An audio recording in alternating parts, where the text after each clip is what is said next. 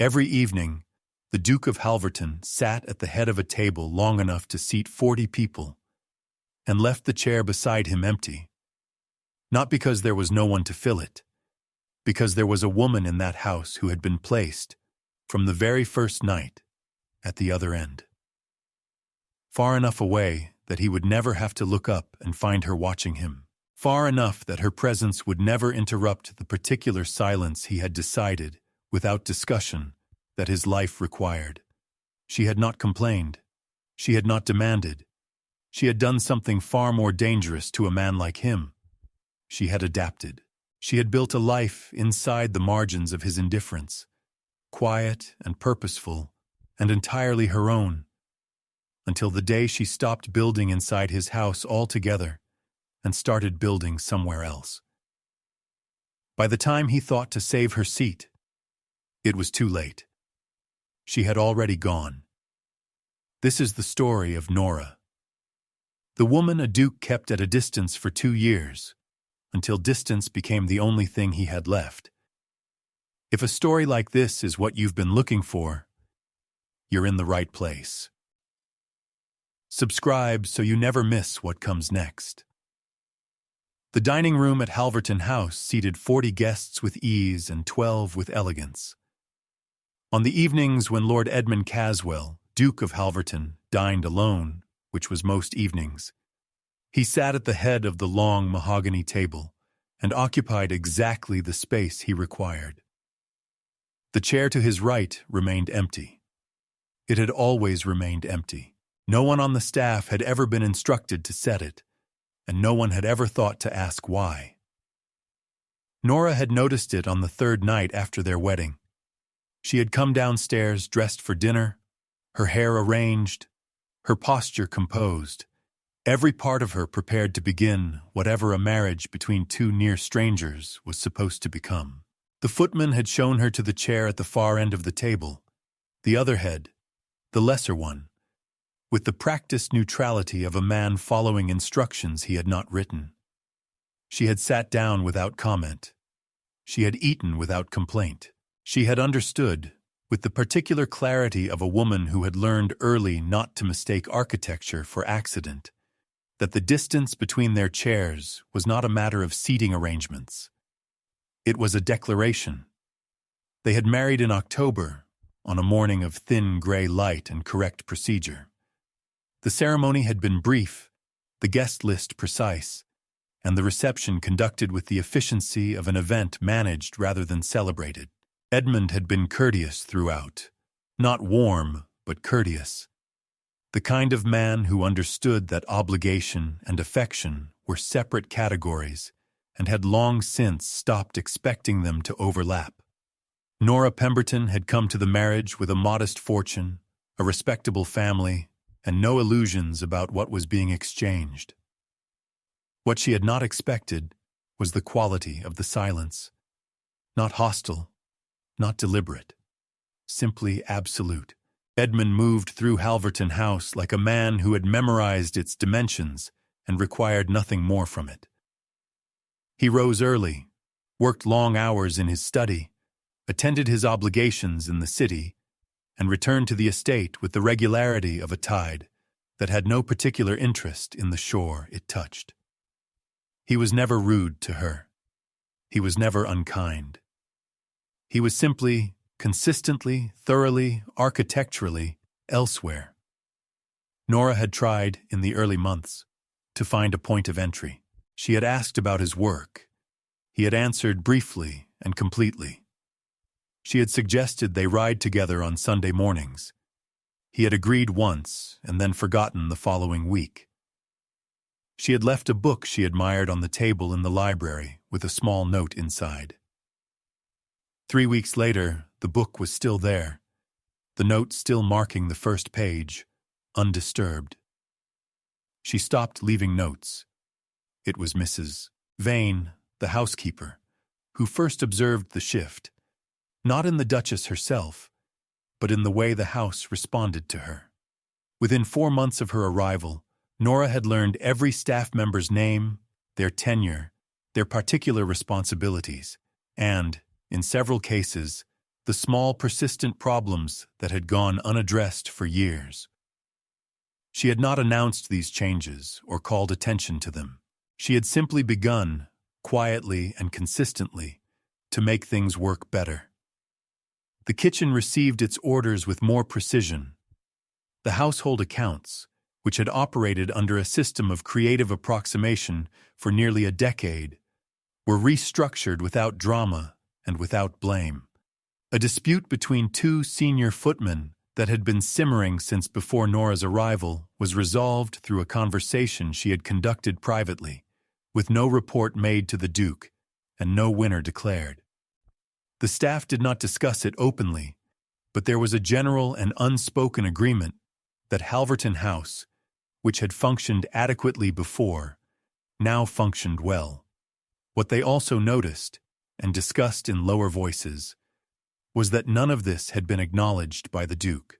He had not asked about the improvements, had not commented on the smoother running of the estate, had not appeared to register that the woman he had married was, in practical terms, holding a significant portion of his household together while he maintained his careful distance. The footman who set the table each evening placed her cutlery at the far end without hesitation. The chair to the Duke's right remained empty. The house ran beautifully, and its architect was invisible. There was no single morning when Nora made a decision. It was more gradual than that, a slow recalibration, the way a person adjusts their posture after years of leaning toward something that never leans back. She had not been dramatic about her hope.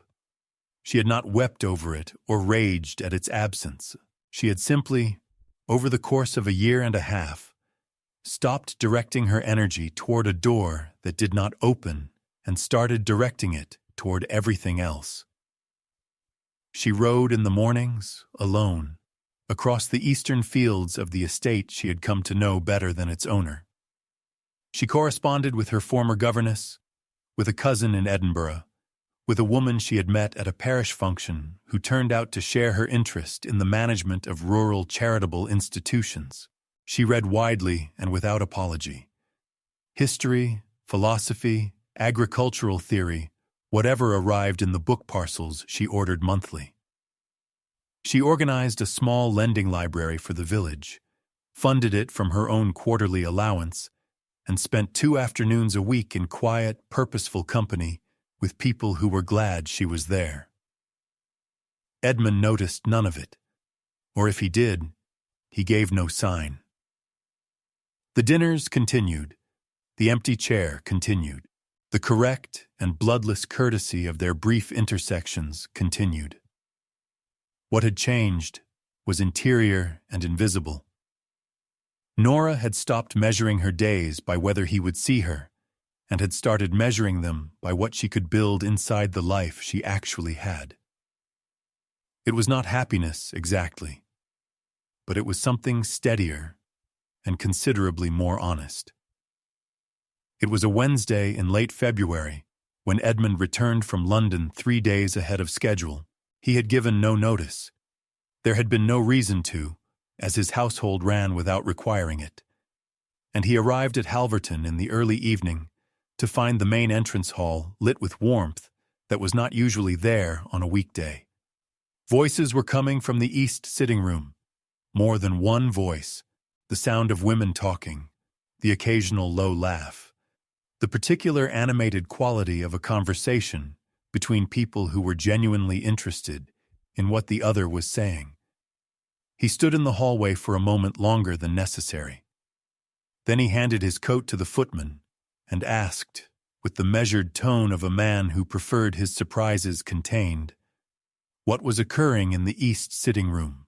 The footman informed him that Her Grace hosted a small gathering on Wednesday evenings, 4 or 5 ladies from the village and surrounding families, and that it had been a regular arrangement for the past 7 months. Edmund absorbed this information without visible reaction. 7 months. He had not known. He did not enter the room. He went to his study, took his supper there, and spent the evening with documents that required his attention. But the sound of those voices followed him in a way he could not immediately explain. Not disruptive, not unwelcome, simply present in a house that he had stopped listening to. At some point in the evening, the gathering ended. He heard the visitors departing, heard the door close, heard the house settle back into its usual quiet. He heard very faintly Nora's footsteps in the corridor, unhurried, untroubled, and then the silence of her retreating to her rooms.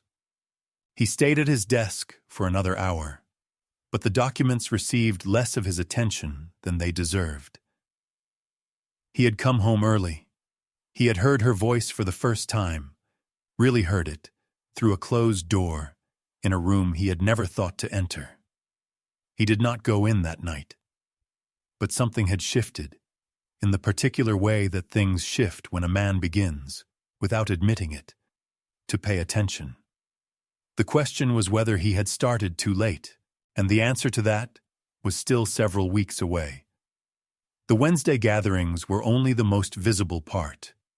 What Edmund did not know, because he had never asked, and because Nora had long since stopped volunteering information to a man who received it like a receipt, was the full shape of the life she had constructed inside the margins of their marriage. The lending library had grown to nearly 200 volumes. 3 women from the village had learned to read through a quiet, informal arrangement she had organized with the local school teacher. A young woman from a farming family on the estate's eastern boundary had been placed, through Nora's correspondence and connections, into a position as a lady's companion in Bath. She had also begun to write. Not letters, she had always written those, but something longer, more considered. A record, initially, of the charitable work she was doing, written as a practical guide that other women in similar positions might use. It had grown, over the months, into something she could not yet name. Part document, part argument, part private testimony. She had not shown it to anyone. She kept it in the lower drawer of the writing desk in her sitting room, beneath 2 issues of a quarterly journal she subscribed to under her maiden name. None of this was concealed from Edmund. She had no reason to conceal it. It simply existed in the portions of the house he did not enter, in hours he did not share, in a life that had grown substantial and purposeful without requiring his awareness. Had he walked the full length of his own estate with open eyes, he would have seen her work everywhere, in the repaired tenant cottages, in the organized parish accounts, in the faces of people who spoke her name with a warmth they had never directed at the Duke himself. He had not walked it with open eyes. He had managed it. There was a difference. It was the first Friday of March when Edmund, for reasons he did not examine closely, appeared in the dining room at the correct hour, and sat not at the head of the table but in the chair that had always been left empty, the one to the right of where Nora sat. The footman who came to set the place looked briefly uncertain, recovered himself, and said nothing. Nora looked up from the letter she had been finishing before the meal was served, registered his presence in that particular chair, and said nothing either. They ate. He asked, with the careful tone of a man attempting a language he had studied but never spoken aloud, how the lending library was progressing. She told him, plainly without embellishment, giving him the facts as she would have given them to anyone. He asked a second question. She answered it. He asked a third, and somewhere in the middle of her response he realized he had not known any of this. Not the numbers, not the names, not the arrangement with the school teacher, and that his not knowing was not an accident of circumstance, but a consequence of choices, most of them his own. The dinner lasted 40 minutes. When it ended, they parted with the same courtesy that had always governed their partings. Nothing was declared. Nothing was resolved. But as Nora climbed the stairs to her rooms, she was aware of something she had not felt in a long time. Not hope exactly, which she had put down carefully, and did not intend to pick up carelessly, but a faint, watchful attention. As though something that had been entirely still had shifted a single degree. She noted it. She did not trust it. But that night, for the first time in months, she did not fall asleep immediately. 6 weeks after that Friday dinner, Edmund came home from London to find the house running exactly as it always did, and Nora gone. Not absent for the afternoon, not visiting in the village. Gone. Her wardrobe was reduced by half. Her writing desk had been cleared of everything personal. The lower drawer, which he had no particular reason to know about, was empty. On the dressing table in her room, beneath a small glass paperweight he had never seen before, was a letter addressed in her handwriting. Precise, unhurried, the penmanship of a woman who had thought carefully about every word before committing it. The letter was not angry. That was the first thing he noticed. There was no accusation in it, no catalogue of grievances, no demand for acknowledgement of what he had failed to provide. It was, in its way, worse than anger. It was clear. She wrote that she had stayed as long as she had, because she had believed, for a time, that patience was its own form of faithfulness. She had revised that belief. She was going to her cousin in Edinburgh, where she had been offered the use of a house and the company of people who expected her presence and were glad of it. She wished him well. She meant it. The letter was signed with her name, not her title, not her married name. Simply, Nora. Edmund read it twice. Then he set it down on the dressing table and stood in her room for a long time, looking at the objects she had left behind. The ones that had belonged to the house before she arrived. The furniture, the curtains, the empty surface of the desk. The room looked correct. It looked exactly as it had before she came. That, he understood slowly, standing in the afternoon light with the letter still within reach, was precisely the problem. He noticed it first in the kitchen, not in any dramatic way, but in the particular quality of a question that could not be answered. He had come down earlier than usual and asked for breakfast to be brought to the study, which was his ordinary arrangement, and the cook had produced it without difficulty. But there was a decision that required the housekeeper, and then a second decision that required whoever had been managing the household accounts, and then a third question about a commitment made to a family in the eastern cottages regarding a repair that no one on the staff could answer with any certainty, because the person who had made that commitment and tracked its progress was no longer in the house. Over the following 3 days, the gaps became more visible, not catastrophic. The house did not collapse, but present, in the way that a structural element only becomes apparent once it is gone. Mrs. Vane managed capably, as she always had, but she had grown accustomed, without fully realizing it, to operating within a system that Nora had quietly built around her. Documents that had been filed with precision were now simply filed. Correspondence that had been handled with judgment now waited on a tray for direction that did not come. Small things, dozens of them, each one individually manageable, collectively impossible to ignore. What Edmund could not have explained to anyone, and did not attempt to, was that it was not only the practical absence that pressed on him. It was something less quantifiable. The house had a different quality of silence now than it had possessed in the years before Nora arrived. It had been silent before, and it was silent again. But the silences were not the same. The previous silence had been the silence of a house that had never been otherwise. This one was the silence of a house that knew what it was missing. Grantham had managed the Halverton estate for 19 years and was, in Edmund's estimation, the most practically reliable man he knew. He was also discreet, which was the quality Edmund valued most in the people around him.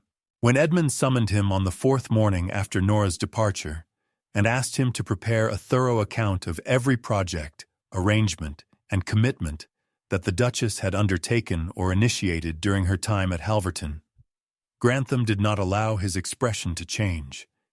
He said he would compile it and have it ready within 2 days. It took 4 days. The document that arrived on Edmund's desk ran to 11 pages. He read it in one sitting, without moving, without sending for coffee, with the focused and slightly arrested attention of a man reading a record of a country he had believed he knew and was discovering he had never visited. The lending library, the literacy arrangement, the tenant repairs, 6 cottages, all documented, all completed within budget. The reorganized household accounts, which had recovered an annual surplus that had previously been lost to imprecision, the correspondence networks, the parish work, the placement of 3 young women from estate families into situations that offered them stability and prospects. He reached the final page and sat with it for a long time. Grantham had appended a brief note at the end, in his small, precise hand, which read, "These initiatives were conducted without drawing on the household budget beyond what was already allocated, and in several cases generated efficiencies that reduced overall expenditure. I have no record of any of them having been brought to your Grace's attention during their execution." Edmund read the note 3 times. Then he closed the document and looked at the empty chair in front of his desk, the one where visitors sat, and thought, with the particular discomfort of a man arriving late to his own understanding, that he had managed his estate with great care and his marriage with almost none. He did not write to her immediately. That would have required him to know what to say, and he did not yet know what to say. Only that the not knowing had become, in the 2 weeks since her departure, a persistent and unwelcome occupation of his mind. He told himself he was attending to practical matters. The estate commitments she had left mid-course, the correspondence she had been managing, the small institutional machinery that required a responsible hand. He told himself this with the practiced conviction of a man accustomed to his own justifications. He was not entirely persuaded. He began, with no particular announcement to himself, to ask questions he had not previously asked. He walked the eastern fields on a Tuesday morning and stopped at the cottages Grantham's document had listed, the ones Nora had arranged to have repaired. He spoke with the families there. An older woman showed him, with quiet pride, the window that no longer let in the winter wind. A man whose name Edmund could not immediately recall described how the Duchess had come in person to assess the damage, had taken notes in a small leather book, and had returned 3 weeks later to confirm the work was satisfactory. She came back, the man said, as if this were the most remarkable part. She always came back.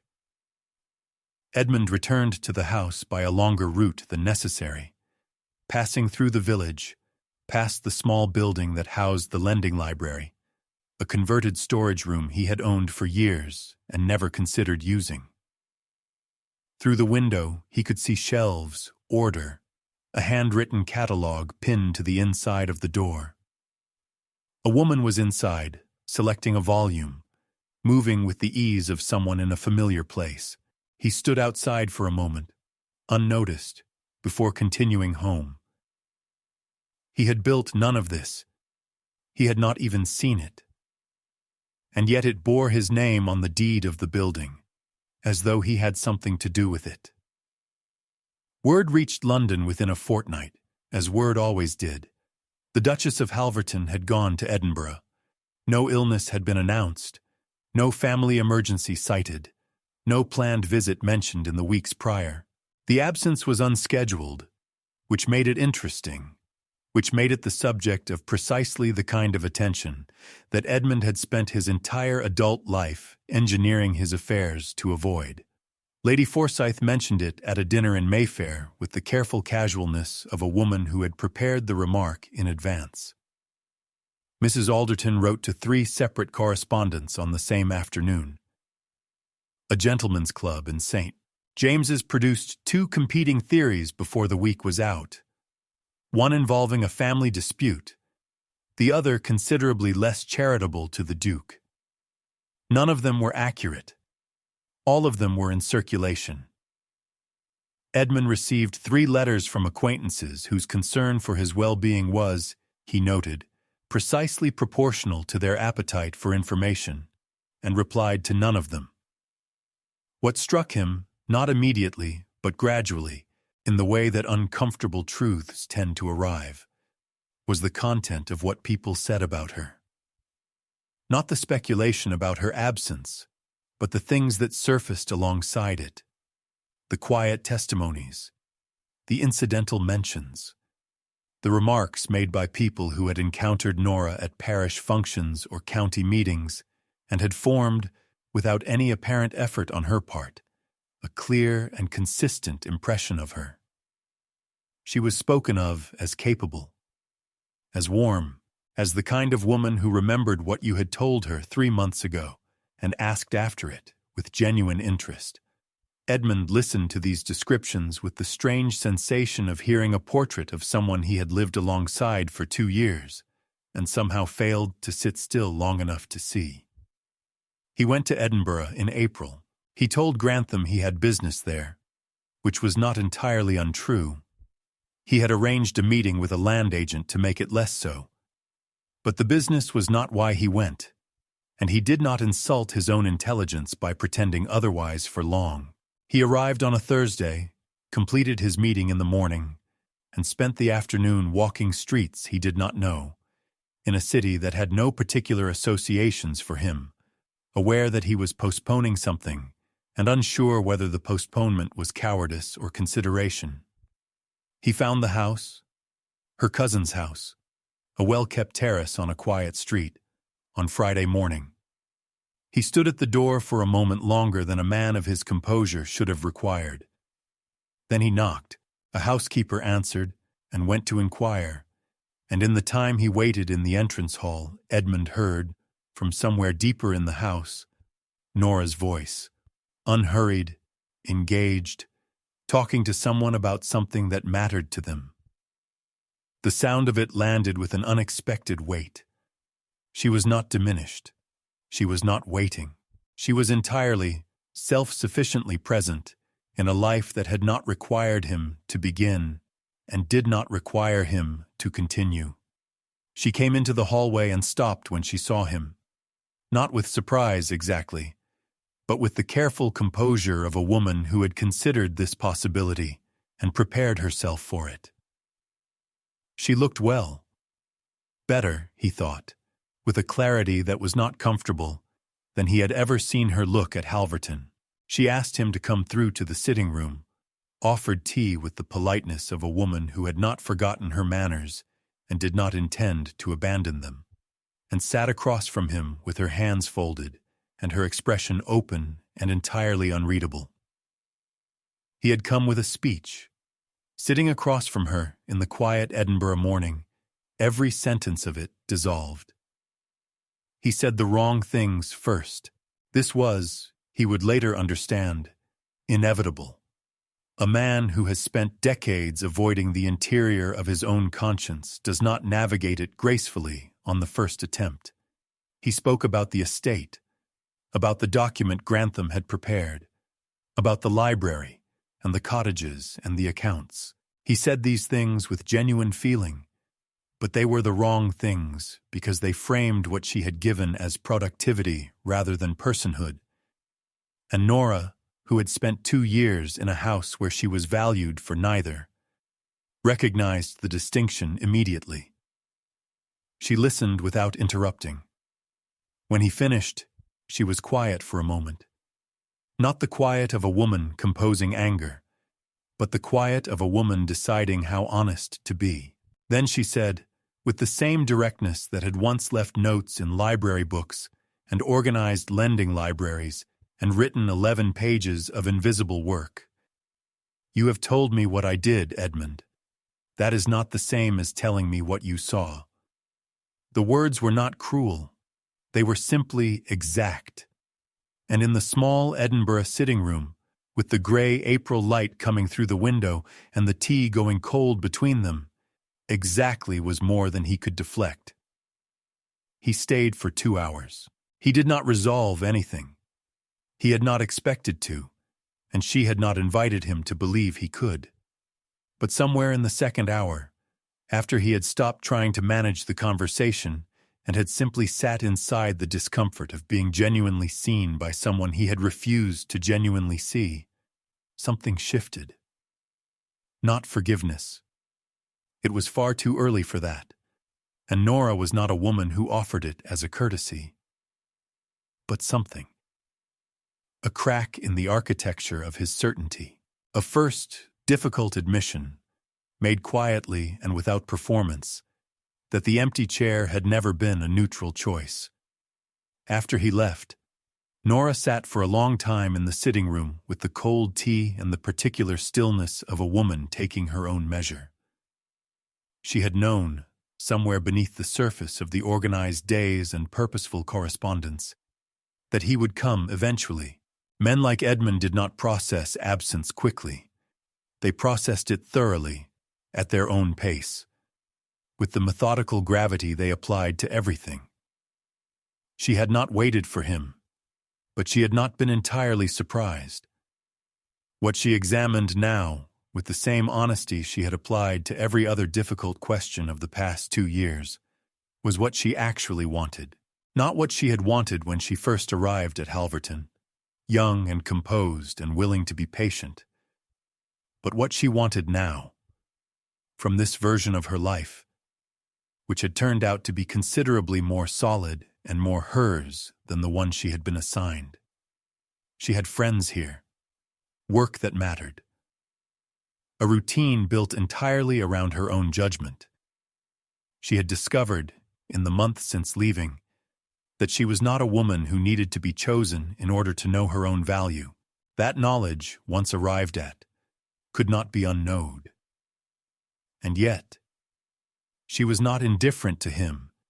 She had been honest with herself about that for long enough that it no longer frightened her. What had broken was not the feeling, but the willingness to offer it without return. She did not want the marriage they had built in silence and ceremony. She did not want the empty chair and the careful distance and the house that ran beautifully around a center that had refused to hold. What she wanted, if she wanted anything, was something that had never existed between them. Not a restoration, but a construction. Something that would have to be built from the beginning, honestly, by 2 people who had each agreed to actually show up. She did not yet know if he was capable of that. She was not certain he knew either. She was not waiting for him. She was not broken. She was not the woman he had left behind. She was someone built from what survived the leaving. He would come to Edinburgh. He would sit across from her with rehearsed words and honest feeling, and she would listen to all of it, and then ask him the one question he had not prepared for. Stay with us, because what she says next changes everything. He came back 3 weeks later. No letter in advance, no arranged appointment. But this time he did not pretend, even to himself, that there was business in Edinburgh. He knocked on the same door, was shown to the same sitting room, and waited with the particular stillness of a man who had spent 3 weeks doing something he was not accustomed to doing, examining, without flinching, the specific shape of his failures, not as a performance of contrition, as an honest accounting. Nora came in and sat across from him, and this time he did not begin with the estate. He began with the chair. He said that he had understood, standing in her empty room with her letter in his hand, that the empty seat at his table had never been an oversight or a matter of household arrangement. It had been a statement, made without words, that she did not belong at the center of his life. He said that he had made that statement every evening for 2 years without once examining what it meant, and that the fact of his not examining it was not ignorance. It was avoidance. He knew the difference, and he was done pretending he did not. Nora listened to all of it. She did not rush to fill the silences he left, did not soften the edges of what he was saying with reassurances he had not earned. When he finished, she asked him one question, not combative, not rhetorical, asked with the straightforward gravity of a woman who required an actual answer. "What do you want, Edmund? Not what you regret. What you want." He had rehearsed many things in the 3 weeks between visits. He had not rehearsed an answer to that question, because answering it honestly required him to say something he had not said aloud before. He said it anyway. She did not forgive him that afternoon. She was clear about this, not unkindly, but with the precision of a woman who had thought carefully about what forgiveness was and what it was not, and who had no intention of offering a counterfeit version of it because the situation seemed to call for resolution. Forgiveness, she told him, was not the same as agreement that the past had not happened. It was not the erasure of 2 years of systematic invisibility. It was not something she could produce on demand, because he had finally arrived with honest words and genuine feeling. However real both of those things appeared to be. What she could offer, and she said this carefully, watching him receive it, was willingness. Not certainty, not warmth restored to its previous temperature, not the patient and hopeful woman who had come to Halverton in October 2 years ago and believed that proximity would eventually become connection. That woman had learned things the hard way, and the learning had changed her. What remained was something more considered and considerably less willing to be taken for granted. A woman who knew what she was worth, who had built a life that demonstrated it, and who was prepared to extend a genuine, conditional, eyes-open willingness to discover whether what he was offering was real. Edmund absorbed this without attempting to argue with it, which was, she noted privately, the most encouraging thing he had done since arriving. A younger version of him, the man she had first married, would have received her terms as a negotiation and responded accordingly.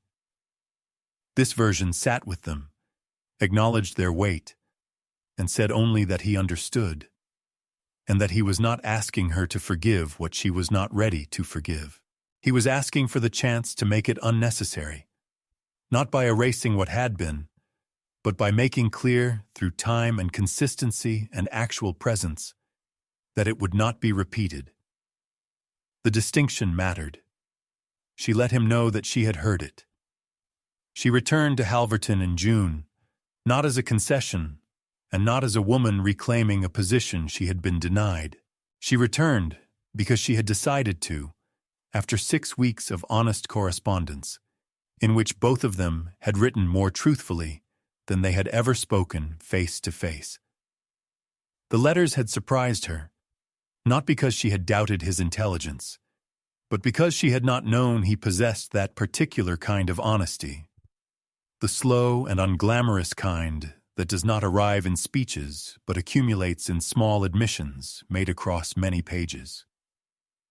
She had conditions, and she stated them plainly before she agreed to anything. The Wednesday gatherings would continue. Her work in the village, the library, the parish arrangements, the correspondence, would remain entirely her own, conducted according to her own judgment, without the requirement of his approval or his awareness. The household would be managed as a shared concern, not a staff function beneath his notice, and she would not return to the arrangement of separate heads at a long table, 2 people conducting parallel lives inside the same building. If she came back to a marriage, imperfect, in progress, honestly uncertain, not to the performance of one. Edmund had agreed to all of it in writing before she packed a single trunk, not as a man conceding terms under pressure, but as a man who had spent 6 weeks reading her letters and understanding, with increasing and humbling clarity, that what she was describing was not an imposition. It was simply what a marriage actually was, and that he had avoided it for 2 years, not because he was incapable of it, but because he had never before been willing to find out. On the first evening of her return, dinner was set for 2 at one end of the long mahogany table, not at opposite heads, not with the formal geometry of managed distance, but side by side, the way people sit when they have decided to occupy the same portion of the world. The footman who arranged it did so without instruction, following an order Edmund had given that morning with the quiet directness of a man who had made a decision and did not require ceremony around it.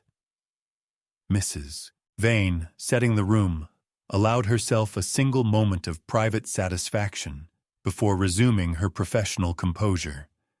They talked through dinner, not with the careful performance of 2 people attempting conversation, but with the particular ease of 2 people who had, over 6 weeks of letters, already said the difficult things and were now discovering what remained on the other side of them. He asked about Edinburgh, not about her departure, not about the absence, but about the city itself, the streets, what she had found there that she had not expected. She told him. He listened in the way she had always wanted him to listen, not waiting for his turn to speak, but actually present, actually there. It was not extraordinary. It was, she thought, simply what attention felt like when it was genuine. After dinner, they walked the East Gardens in the long June light, past the first of the summer's growth, past the library building whose window caught the evening sun. He did not make speeches. She did not require them. At some point he said, without preamble, that he had asked Grantham to have the chair to his right set at every dinner from that evening forward, regardless of whether there were guests, regardless of the occasion. Not as a symbol, he said. She had heard enough of his symbols by now to be appropriately skeptical of them, simply as a habit he intended to keep. She looked at him for a moment in the fading light. Then she said that habits, in her experience, were only as meaningful as the attention paid to them every single day. He said he knew. They walked on. The garden held the warmth of the evening, the house behind them lit and steady, and the long table inside already set for 2.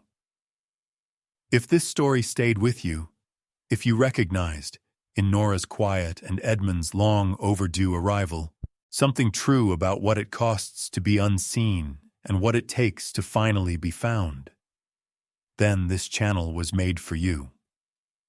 Every story here is about a woman who was underestimated, who waited or refused to wait, or left or stayed, and in every case, chose herself first. If you haven't subscribed yet, now is the moment. Hit the subscribe button so you never miss a new story. Leave a comment telling us which scene stayed with you the longest. And if you know someone who needs to hear a story like this one today, share it with them. More stories are coming. Stories of dignity, of women who refused to disappear, of love that had to be earned rather than assumed. We'll see you in the next one.